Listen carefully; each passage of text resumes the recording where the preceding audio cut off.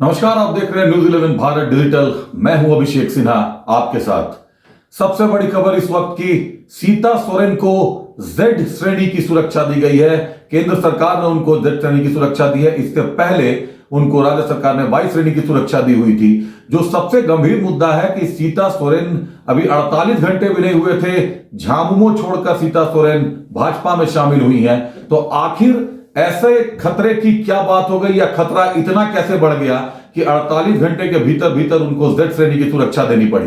सीता सोरेन झामुमो के सुप्रीमो कह लें, झामुमो के संस्थापक कह लें, पूर्व मुख्यमंत्री हेमंत सोरेन की भाभी हैं, झामुमो के संस्थापक शिबू सोरेन की बहू हैं, स्वर्गीय दुर्गा सोरेन की पत्नी हैं। निश्चित तौर पर उनकी सुरक्षा अहम है और ये इस सुरक्षा का ख्याल राज्य सरकार को काफी पहले से रखना चाहिए था। लेकिन जिस तरीके के आरोप सीता सोरेन ने अपने इस्तीफे में लिखे, अपने पत्र में जो उन्होंने गुरुजी को पत्र लिखा, उसमें कहा कि उनको उपेक्षित महसूस हो रहा है। सीता सोरेन ने पत्र में एक लाइन लिखा है कि उनके और उनके परिवार के खिलाफ गहरी साजिश की जा रही है। कहीं ये गहरी साजिश ही तो वो वजह नहीं जिसके कारण उनको जेड श्रेणी की सुरक्षा देनी पड़ी। अगर ऐसा है तो गहरी साजिश सीता सोरेन के खिलाफ होना राज्य सरकार की कार्यशैली पर कई गंभीर सवाल खड़े करता है। 3 बार की विधायक है, 3 टेन्योर की विधायक रही हैं और कद्दावर नाम है सीता सोरेन। स्वर्गीय दुर्गा सोरेन जिन आदर्शों, जिन मूल्यों की बात करते थे, सीता सोरेन कहीं ना कहीं उन आदर्शों और उन मूल्यों को यह गौर कर रही थी कि पार्टी उसको नजरअंदाज कर रही है।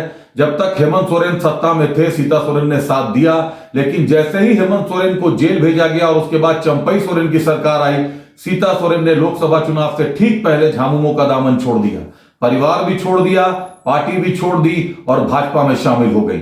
लेकिन जिस गहरी साजिश की सीता सोरेन बात कर रही है, आखिर वो साजिश क्या है जिसको लेकर उनको जेड श्रेणी की सुरक्षा देनी पड़ी? क्या गंभीर मामला हो सकता है? किस माफिया के, किस राजनीतिक किरदार के चक्कर में यह मामला पूरा फंसा हुआ है? आखिर वो कौन रसूखदार है जो सीता सोरेन का अच्छा नहीं चाहता, उनका बेहतर नहीं चाहता, या उनको उससे खतरा महसूस हो रहा है? ये सवाल बहुत गंभीर है और इस सवाल पर केंद्र हो या राज्य सरकार हो, इसको जरूर विचार करना चाहिए। महिला विधायक हैं, अपने क्षेत्र में काफी बेधड़क रही हैं, काफी प्रमुखता से उन्होंने अपनी बातें कही हैं। कई जगह पर विवादों में भी नाम आया है, विवादों से भी घिरी रही है, लेकिन बावजूद इसके अब उन्होंने बीजेपी का दामन थाम लिया है। बीजेपी का दामन थामने के बाद उन्होंने सबसे पहले जो बात कही वो ये कह दिया कि झारखंड को बचाना है, इसीलिए बीजेपी में शामिल हुई हूं। झारखंड को खतरा झामुमो से है, झारखंड को खतरा कांग्रेस से है, या सीता सोरेन को खतरा झामुमो या कांग्रेस के किसी विधायक, किसी राजनीतिक किरदार से है?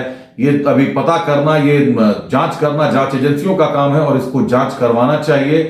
कहीं ना कहीं मामले में पेच है जिसके कारण सीता सोरेन की सुरक्षा बढ़ाई गई है। खतरे को भांप लिया केंद्र सरकार ने और सुरक्षा बढ़ा दी है। बने रहिए न्यूज 11 भारत डिजिटल के साथ। नमस्कार।